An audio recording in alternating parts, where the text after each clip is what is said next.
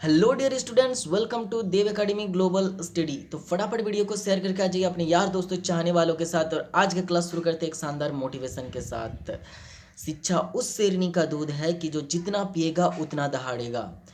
Hello friends, कल के video में जो हमने बताया था 1.1 का प्रश्नावली 1.1 का क्लास 9 का जो भी आपने क्वेश्चंस था सारा सॉल्व कर चुका हूँ। और आज के क्लास में हम 1.2 बताने वाले हैं। लेकिन 1.2 बताने से पहले आपको कुछ बेसिक जानना पड़ेगा। वो बेसिक मैं आपको पूरा बता देता हूँ, उसके बाद हम 1.2 की प्रोसीड करेंगे। तो चलिए आज वो बेसिक हम देख लेते हैं।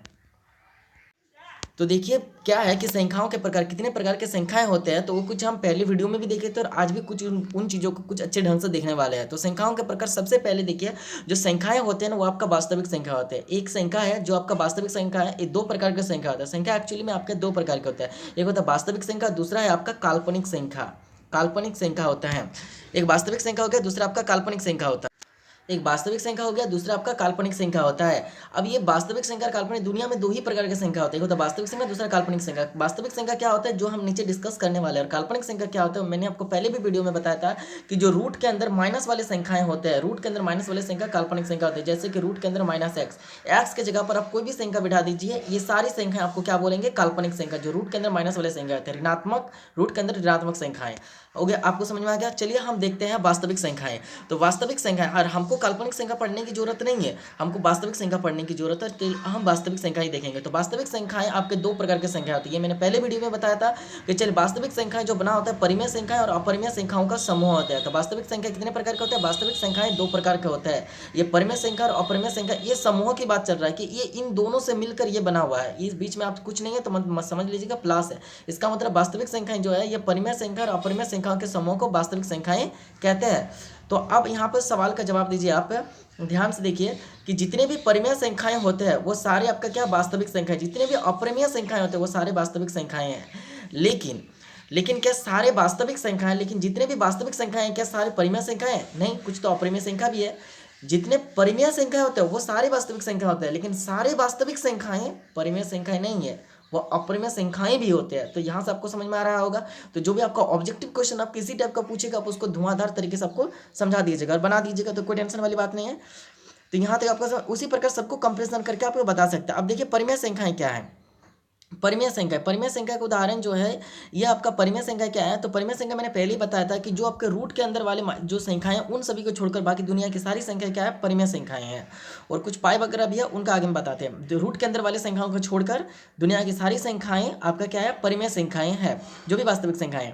तो आपको समझ में आ रहा है कि माइनस वाली संख्याएं हो चाहे पूर्णांक वाली संख्या, आप देख सकते हैं चाहे माइनस वाली संख्याएं हो, चाहे जीरो हो और चाहे प्लस वाली संख्याएं हो, चाहे वो प्राकृतिक संख्या हो, चाहे वो पूर्ण संख्या हो, चाहे पूर्णांक संख्या हो, सभी आपका परिमेय संख्या। लेकिन अपरिमेय संख्याएं क्या है, तो अपरिमेय संख्या रूट के अंदर ऐसे संख्याएं जिसको आप पूर्णतः बाहर नहीं निकाल सकते, वो आपका अपरिमेय संख्या होगा। और पाई भी आपका एक अपरिमेय संख्या है। कैसे है इसके डिस्कशन हम 1.3 में करने वाले हैं, तो अभी हम इनको पूरा नहीं बताएंगे। 1.3 जब हम पढ़ाएंगे तब आपको 1.3 से पहले हम पाई को बता देंगे, और अपरिमेय संख्या आपको कैसे बनाना होता है उनको भी हम पूरा डिटेल में आपको बताएंगे। और पहले भी आपको कुछ बता चुका हूँ, जो पहले मैंने आपको बताया था वो एक शॉर्ट फॉर्मेट था कि अपरिमेय संख्या प्रूव करने के लिए, हालांकि वो परिमेय संख्या प्रूव करने के लिए सही था, और अपरिमेय संख्या प्रूव करने के लिए आप वैसे भी अपरिमेय संख्या प्रूव कर सकते हैं, लेकिन वो शॉर्ट फॉर्मेट था। लॉन्ग फॉर्मेट एक चलता है जिसमें आपको अगर वो 5-10 नंबर का मिलता है तो वो पूरे नंबर पाने के लिए लॉन्ग प्रोसेस चलता है, उसको आपको बनाना होता है। तो वो भी जब आपका आएगा तो हम बताएंगे। और क्या है ना, तो परिमेय संख्या का डेफिनेशन आपको वहां तक बताया कि पी बाई क्यू के रूप में व्यक्त किया जाए, जहाँ पी और क्यू पूर्णांक है और जहाँ क्यू जीरो के बराबर नहीं है। अपरिमेय संख्या भी कुछ इस प्रकार का डेफिनेशन होता है, वो आगे हम बताएंगे कि जिसे पी बाई क्यू के रूप में नहीं लिखा जा सकता, जहाँ पी और क्यू पूर्णांक और क्यू जीरो के बराबर नहीं है। इस प्रकार है जो हम आगे बताएंगे। खैर वो यहाँ का डिस्कशन का टॉपिक नहीं है, अभी हम जिसको जानना वो देखते हैं। तो अपरिमेय संख्या ये चलो जो रूट के अंदर से पूर्णतः बाहर नहीं निकाल सकते, अपरिमेय संख्या हो गया। और जैसे पाई वगैरह भी अपरिमेय संख्या, बस अपनी इतना ध्यान रखिए। आगे क्लास में हम पाई के बारे में बताएंगे कैसे वो अपरिमेय संख्या। आगे परिमेय संख्या, परिमेय संख्या कैसे बना हुआ है, पूर्णांक संख्या और भिन्न संख्या से मिलकर परिमेय संख्या बना हुआ है। हम आपको पहले भी वीडियो में बताए हुए, पहले क्लास में हम आपको ये बताए हुए थे कि अपरिमेय संख्या जो है ये इंटीजर ई के अंदर जो होता है, जो आपका संख्या रेखा के अंदर होता है, ये माइनस वाला इधर वाला संख्या चलता है और इधर प्लस वाला संख्या चलता है। और ये पूरा संख्या को मैंने क्या बताया था कि ये आपका क्या परिमेय संख्या है। और ये सब पूरा पूर्णांक संख्या है, मैंने बताया था कि जितने भी पूर्णांक संख्या होता है पूरा पूरी संख्या होता है, -1 -2 -3 इधर वाला, और यहाँ पर जीरो होता है, इधर +1 +2 +3, ये पूरा पूरी संख्याएं जो होते हैं -0 और प्लस, ये सारी पूरा पूरी संख्याएं क्या है, पूर्णांक संख्या है। तो ये सारी पूरा पूर्णांक संख्या और जो भी भिन्न संख्याएं होते हैं 5/7 1/7 1/2 ये फ्रैक्शन संख्या भिन्न संख्या वो दोनों मिलकर आपका परिमेय संख्या बनाता है।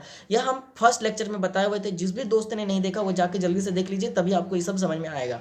ठीक है, तो अब देख लेते हैं परिमेय संख्याएं जो है ये पूर्णांक संख्याएं और भिन्न संख्याओं के समूह को परिमेय संख्या कहते हैं। पूर्णांक संख्या जैसे पूरी संख्याएं जो होते हैं -3 -2 -1 जीरो की इस तरफ वाला माइनस वाला संख्या और जीरो की इस तरफ वाला प्लस वाला संख्या, माइनस वाला संख्या ऋणात्मक संख्या, प्लस वाला संख्या धनात्मक संख्या, ये समूह और जो भिन्न होता है इन दोनों मिलाकर आपका क्या बनता है परिमेय संख्या है।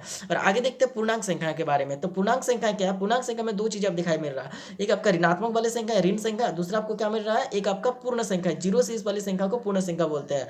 तो ऋण संख्याएं और पूर्ण संख्या मिलकर आपका क्या बनता है पूर्णांक संख्याएं। ठीक है, तो अब हम आगे देखते हैं कि पूर्णांक संख्याएं भी आपका कुछ दो प्रकार के हैं। पूर्णांक संख्या के दो भाग बांट सकते हैं, एक जीरो को अलग कर दें और ये वाला संख्या प्राकृत संख्या से मिलकर बना हुआ है। तो पूर्ण संख्या में शून्य और प्राकृत संख्याओं के समूह को हम क्या कहते हैं पूर्ण संख्या। शून्य जोड़ प्राकृत संख्या दे देते हैं तो इनके समूह को हम क्या कहते हैं पूर्ण संख्या है।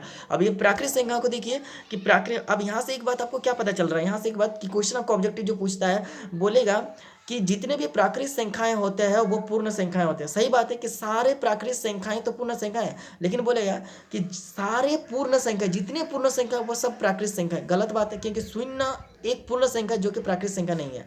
तो सारे पूर्ण संख्या प्राकृत संख्या नहीं है ना, सारे में तो जीरो भी आ जाता है, सारे में जीरो भी आ जाता है, इसलिए सारे पूर्ण संख्या प्राकृत संख्या नहीं है, लेकिन सारे प्राकृत संख्या पूर्ण संख्या है, क्योंकि सारे पूर्ण संख्या में जीरो आ जाता है जो कि प्राकृत संख्या नहीं है। इसलिए ये बात ध्यान रखिएगा। इसके ये वाला साइन चलेगा, मतलब यहाँ से ये चलेगा, लेकिन इसका रिवर्स नहीं चलेगा कि सारे प्राकृत संख्या पूर्ण संख्या है लेकिन सारे पूर्ण संख्या प्राकृत संख्या नहीं है।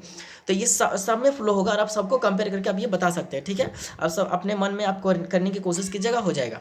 तो पूर्ण संख्या आपको समझ में आएगा। अब प्राकृत संख्या भी दो प्रकार के होते हैं, प्राकृत संख्या भी दो प्रकार का बांट सकते हैं इसको भी, कि एक तो हो सकता है 2 4 6 8 जो 2 से पूर्णतः विभाजित हो, और जो 2 से पूर्णतः विभाजित ना हो, जिसमें शेष आपके कुछ बच जाता है। 2 से भाग देने पर इसमें शेष 0 बचेगा, 2 से भाग देने पर इसमें शेष 1 बचेगा। तो जो 2 से भाग देने पर 0 बचता है वो समूह संख्या, 2 से भाग देने पर जो 1 बचता है वो विषम संख्या। अब ये समूह संख्या भी कुछ दो प्रकार से हम इसे बांट सकते हैं। देखिए समूह संख्या की अभाज्य संख्या बांट सकते हैं और अभाज्य संख्या ऐसी संख्या बोलते हैं जो सिर्फ आपका 1 से भागा दिया जा सकता है, मतलब 2 को आप 1 से ही भाग दे सकते हैं इसको, और मतलब जिसको सिर्फ 1 से जो भाज्य होता है, मतलब स्वत जो तो भाज्य होता है, कोई भी संख्या स्वत भाज्य होता है। 3 को 3 से भाज्य होगा, 9 को 9 से भाज्य होगा, तो कोई स्वत और 1 से भाज्य होता है। जो संख्या स्वत मतलब खुद से भाज्य होता है, जो 2 है 2 से भाज्य होगा, और 1 से भाज्य होता है तो उसे अभाज्य संख्या बोलते हैं। जैसे 2 किससे भाग जाएगा, 2 से भाग जाएगा, और वो किससे भाग जाएगा 1 से भाग जाएगा, और बाकी किसी से भाग नहीं जाएगा। तो जो संख्या ऐसी संख्याएं जो खुद से और 1 से भाग जाता है, उसके अलावा दुनिया की किसी संख्या से भाग नहीं जाता है, तो उसे अभाज्य संख्या बोलते हैं। जैसे कि यहाँ पर आपका अभाज्य संख्या में सिर्फ 2 ही होगा, क्योंकि 2 1 से भाग जाता है और 2 खुद से भाग जाता है, 2 से भाग जाएगा, ये दोनों के अलावा और किससे भाग नहीं जाएगा। जबकि आप अगर बोलते हैं 4 को, तो 4 2 से भी भाग जाता है, 4 1 से भी भाग जाता है, और 4 4 से भी भाग जाता है। तो ये खुद से भी भाग जाता है, 1 से भी भाग जाता है, इसके अलावा 2 से भाग चला जाता है, इसीलिए एक भाज्य संख्या है। तो अभाज्य संख्या किसे कहते हैं? ऐसी संख्या जो खुद से और इसके अलावा 1 से भाग जाता है, उसके अलावा दुनिया की किसी संख्या से भाग नहीं जाएगा, वो अभाज्य संख्या होगा। यहाँ पर संख्या है वो आपका 2 ही होगा, और बाकी सब संख्या को कंपेयर कीजिएगा तो वो दूसरे से भाग जाएगा। जैसे 6 आपका 6 से भी भाग जाएगा, 6 आपका 1 से भी भाग जाएगा, और 6 आपका किससे भाग जाएगा 3 से भी जाएगा, 6 आपका 2 से भी जाएगा, तो ये अभाज्य नहीं होगा। अगर ये 2 फॉलो होता तो अभाज्य होता है। अभाज्य संख्या उसे कहते हैं जो खुद से और 1 से भाग जाता है। ठीक है, यहाँ तक समझ में आ गया। अभाज्य संख्या, अभाज्य संख्या क्या होता है? जो बहुत सारी संख्या से भाग सकता है, मतलब जो अभाज्य नहीं वो सब भाज्य है। जो जैसे कि 4 क्या होगा ना, जो 4 से भी भाग सकता है, 4 1 से भी भाग जा सकता है, और 4 आपका 2 से भी भागा दिया जा सकता है। जो अभाज्य संख्या नहीं है वो सारे भाज्य संख्या है। अब वैसे ही आपका विषम संख्या जो होता है, ये यहाँ पर भी आपका कुछ संख्या, जैसे 1 आपका ना तो भाज्य है ना ही अभाज्य। क्यों? क्योंकि देखिए इसका आपको याद रखना है कि 1 से भी भाग जाता है, खुद से भी भाग जाता है, कि 1 से भी भाग जाता है, ये खुद से भाग जाता है और 1 से भाग जाता है। इसमें क्या बोलने का, इसलिए एक ना तो भाज्य है और ना ही अभाज्य है। जबकि अभाज्य संख्याएं यहाँ पर विषम संख्या में से क्या आ जाएगा, जैसे 3 हो जाएगा। जैसे कि अभाज्य संख्या विषम संख्या में से आपका आ जाएगा, हम बता दे रहे हैं आपको। जैसे 3 आ जाएगा, 5 आ जाएगा, 7 आ जाएगा। आप खुद देख लीजिएगा इन लोगों को कैसे अभाज्य है, क्योंकि 3 जो है ये 3 से खुद से भाग जाता है और किससे भाग जाता है, 1 से। जो खुद से और 1 से भाग जाता है और उसके अलावा कोई और संख्या से नहीं भाग जाता है वो अभाज्य संख्या हो जाएगी। जैसे तो इसलिए 3 अभाज्य संख्या। जैसे 5 को अगर हम देखते हैं तो 5 आपका किससे भाग जाएगा, 1 से भाग जाएगा, और 5 आपका खुद से भाग जाएगा, यानी 5 से भाग जाएगा। इसके अलावा 5 और किसी संख्या से भाग नहीं जा सकता है, इसलिए एक अभाज्य संख्या है। जैसे कि अगर हम बोलते हैं 7 को, 7 एक अभाज्य संख्या, क्यों, क्योंकि 7 खुद से भाग जाता है, 7 से भाग जा सकता है, और 7 किससे भाग जा सकता है, 1 से भाग दिया जा सकता है, और इसके अलावा 7 किसी से भागा नहीं जा सकता है, इसीलिए 7 एक अभाज्य संख्या है। तो ऐसी संख्या है जो खुद से और 1 से भागा जा सकता है उसे अभाज्य संख्या कहते हैं। तो यहाँ पर भी आपका अभाज्य संख्या क्या हो जाएगा, 3, 5, 7, 11 आज से बहुत करीब संख्या आ जाएगा, जैसे 23 से 19 ये सब संख्या आ जाएगा। और जैसे कि भाज्य संख्या क्या होगा, जो संख्या अभाज्य संख्या नहीं, अभाज्य संख्या हो जाएगा, जैसे कि 9, 15, 16 ये सब। जैसे कि आप बोलिएगा 9 आपका खुद से भागा जा सकता है, 9 एक कम 9 हो जाएगा, 9 आपका 1 से भागा जा सकता है, 9 ही होगा इसका आंसर 1 हो रहा है।